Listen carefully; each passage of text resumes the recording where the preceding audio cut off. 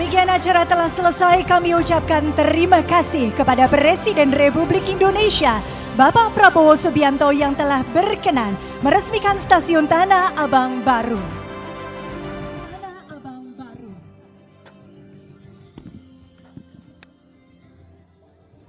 Saya kenal tokoh bangsa, jadi saya senang selalu ketemu dan tukar-menukar pandangan banyak hal. Soal kereta api kan? Bus ke Surabaya? Ya, kita bicara. Ya. Apa? Bus ke Surabaya? Hah? Bus ke Surabaya? Insya Allah sampai enggak. Saya minta tidak hanya Surabaya, Banyuwangi. Ya. Banyuwangi. Pak tadi ngobrol sama penumpang KRL. Surabaya itu zaman dulu. Sekarang saya Banyuwangi. Siapa Pak? Pak tadi ngobrol sama penumpang KRL Pak. Ngobrol apa aja Pak tadi Pak? Ngobrol sama penumpang KRL Pak tadi Pak? Ya. Di KRL. Ya saya tanya. Sering nggak naik kereta? Sering. Bagus nggak? Bagus Pak. Dulu padat sekali, sekarang agak lumayan nyaman dan sebagainya. Ya, saya kira benar itu. Dan saya lihat ya banyak sekali warga negara asing datang kaget di Indonesia. Lihat yang sistem kereta api kita ada yang naik sampai ke Surabaya, ya kan? Kaget. Jadi kita ini ya merasa bahwa masih banyak kekurangan, tapi kalau kita berprestasi kita harus bangga dong dengan prestasi kita. Ya, saya bangga sebagai anak Indonesia, bangga punya kereta api seperti ini. Ini kereta api bersih, ini kereta api nyaman, tidak kalah sama Eropa. Saya lalang buana di Eropa waktu muda, kereta api. Ini tidak kalah, dan saya ingin kereta api seluruh Indonesia nanti seperti ini. Ya. Nanti ada kereta khusus pedagang ke petani ya Pak? Sudah ada. Jadi dia cek langsung. Dia saya cek. Jadi dia hanya bayar untuk dirinya, barang dagangannya dia tidak perlu bayar. Ya. Kursinya Sampai nyamping. Ongkosnya mungkin Pak Apanya?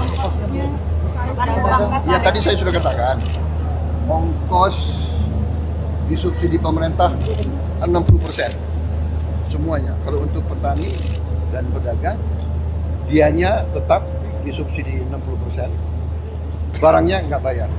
Ya. Pak, kalau pembangunan jalur kereta di luar Pulau Jawa, Pak, Sumatera, Kalimantan, Sulawesi, saya kira Sumatera perlu, karena itu juga tidak hanya untuk penumpang, tapi terutama untuk barang, untuk logistik, untuk hasil bumi kita yang ada di pedalaman untuk dibawa ke pelabuhan, ya, kelapa sawit, karet,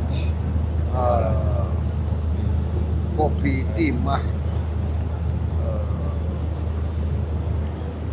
tambang-tambang, nikel, banyak sekali. Yang daripada pakai truk yang banyak, jalan rusak, habisin BBM, kereta api listrik akan sangat turunkan biaya ekonomi. Ya. Pak, mulainya kapan Pak? Mulai beroperasinya Pak?